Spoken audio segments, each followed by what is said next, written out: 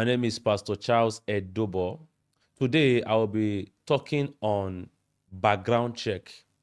Before you say I do, there is a need for you to do what they call background check.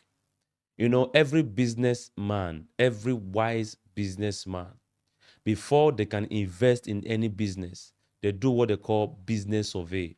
Business survey is when you go to the market to survey, to have a better understanding, all right, underground check about the business you are about to do.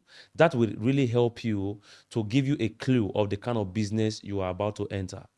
So also in marriage, there is a need for you to do what they call background check. Don't just rush into marriage. Don't just say, oh, I met this girl in Dubai. I love her. She has a very nice shape. Her accent is very nice. She's fair and all that. All these things are good, but these things have to come later.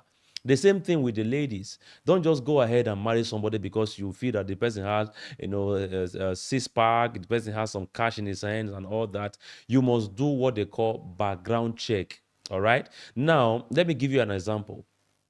In the Old Testament, a man called Abraham, when Abraham was very old, Abraham wanted to get married for his son, Isaac. Abraham called his son, his servant, all right, the first servant, Eliezer. He asked him to come. He entered a covenant with him. He said, make sure you don't give my son a wife among these people. Go to my own country and give my son a wife. Why will he do that? Because he understood something. He has been able to understand that terrain.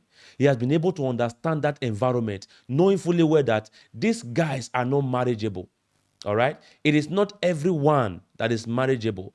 People can be available, but not marriageable. There are some families that are not marriageable. Listen to me. Sometimes the family you marry into is as important as the person you marry. So you must have that understanding. That's why having to do a background check is very, very important. So many young guys today, they don't even care about doing a background check. I remember years ago when my elder brother was about to get married. They had to send people to the family of the lady that he wanted to get married into. They have to do thorough investigation. And they found out some certain things from that family. And they told my brother exactly what they told him happened. Why? Because there are some families you are not supposed to marry into such a family. Why? Because there are some family, if you get married into that family, if you have money, you become poor. There are some family, when you get married into that family, you will die prematurely. So there are so many things. So you must sit down, take your time. Don't be in a hurry.